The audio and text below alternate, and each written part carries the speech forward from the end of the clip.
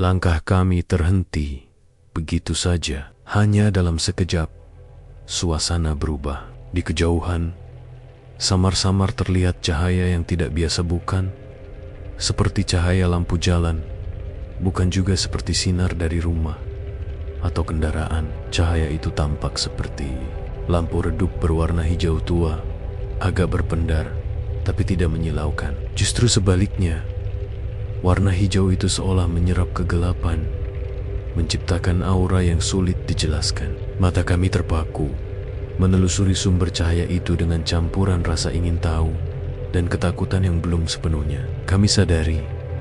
Awalnya kami pikir itu hanya efek dari mata lelah yang terlalu lama menatap gelap. Mungkin juga lampu dari pabrik tua di pinggiran kota yang kadang masih menyala meski tak ada aktivitas di dalamnya.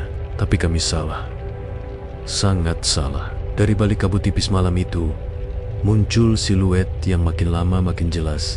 Sebuah kereta tua, seperti yang hanya bisa kita lihat di museum atau dalam foto hitam putih dari masa lampau. Namun yang membuat bulu kuduk berdiri bukan bentuknya, melainkan kehadirannya yang aneh, meluncur pelan, nyaris melayang di atas rel yang seharusnya sudah lama tidak digunakan.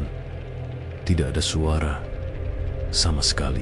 Tidak ada deru mesin, tidak ada dentang roda besi yang biasanya menggeram di atas rel. Tidak ada suara gesekan, tidak ada gemuruh khas kendaraan berat yang melintasi tanah. Hening. Yang terdengar hanyalah detak jantung kami yang semakin cepat. Seakan-akan tubuh kami tahu lebih dulu bahwa ini bukan hal biasa. Angin pun seperti berhenti, membiarkan atmosfer diam yang ganjil menyelimuti sekitar kami.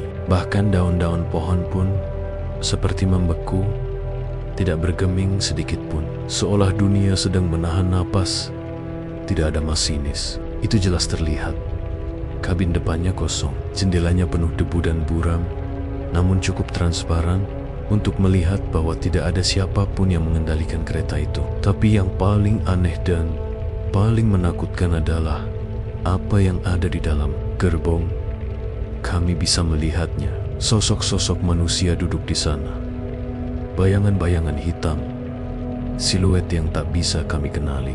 Mereka duduk tegak, bergerak rapi, tak bergerak sedikit pun. Bukan seperti penumpang biasa yang tertidur atau terkantuk, tapi lebih seperti patung, atau lebih tepatnya seperti kenangan yang terperangkap dalam waktu.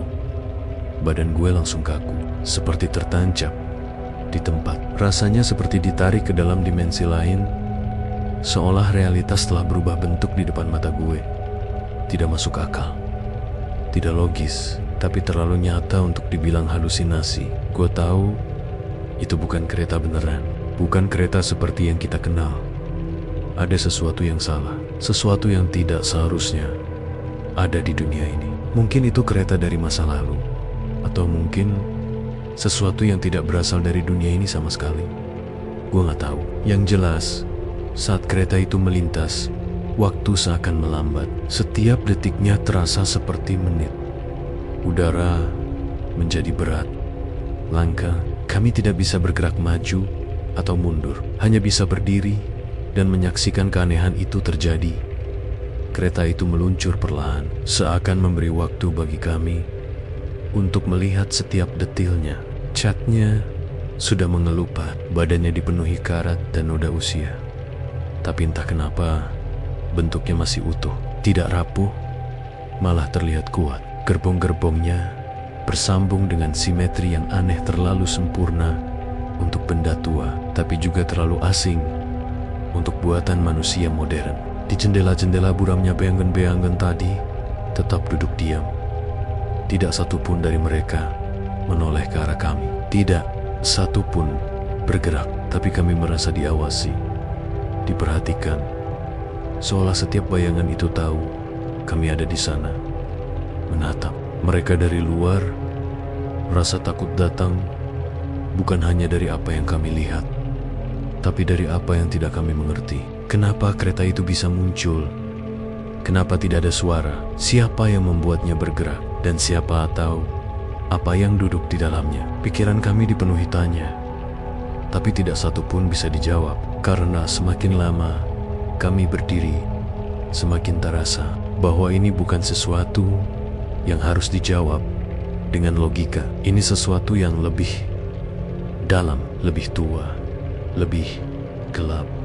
Saat kereta akhirnya menghilang ke balik kabut di ujung rel, kami masih belum bisa bergerak. Seolah tubuh kami masih tertahan oleh sesuatu yang tidak terlihat. Ketika akhirnya bisa menggerakkan kaki lagi, rasanya seperti baru dilepaskan dari cengkraman mimpi buruk.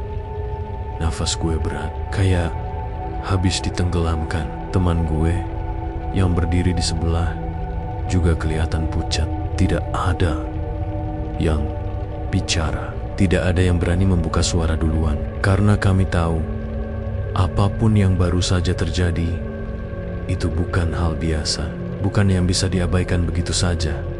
Kami mencoba meyakinkan diri bahwa itu cuma ilusi optik, bahwa mungkin kami terlalu capek, terlalu tegang, terlalu paranoid. Tapi dalam hati, kami tahu itu bohong. Semua yang kami lihat terlalu detail, terlalu nyata. Dan yang lebih menyeramkan adalah rel tempat kereta itu melintas sudah tidak aktif selama bertahun-tahun. Tidak pernah ada kereta yang lewat, tidak ada sambungan listrik, bahkan tidak ada sinyal. Itu jalur mati, jalur yang seharusnya hanya tinggal puing masa lalu. Tapi malam itu, jalur itu hidup dan menghidupkan sesuatu yang seharusnya tidak ada.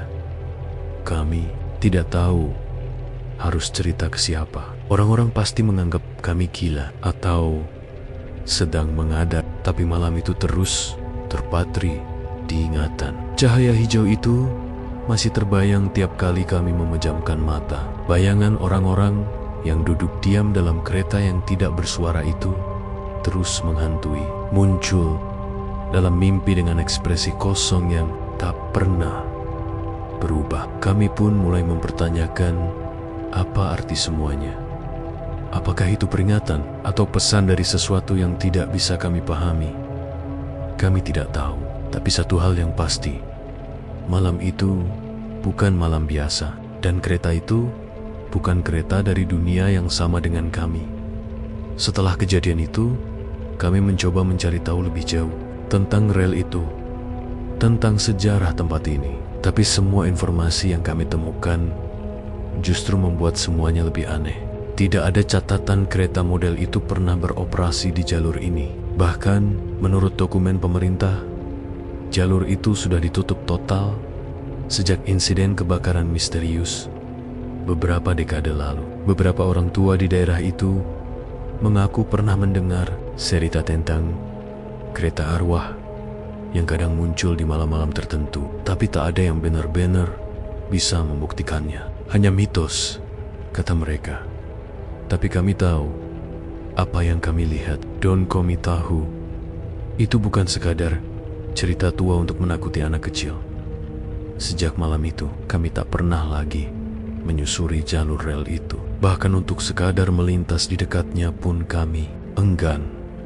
Ada sesuatu di sana yang sebaiknya tidak diganggu. Sesuatu yang seharusnya tetap tinggal di antara kabut dan kegelapan. Dan kami bersyukur sampai hari ini kami belum pernah melihat cahaya hijau itu lagi. Tapi kami juga tahu, cepat atau lambat, kereta itu akan kembali. Dan saat itu terjadi, kami hanya bisa berharap bukan kami yang berdiri di pinggir rel,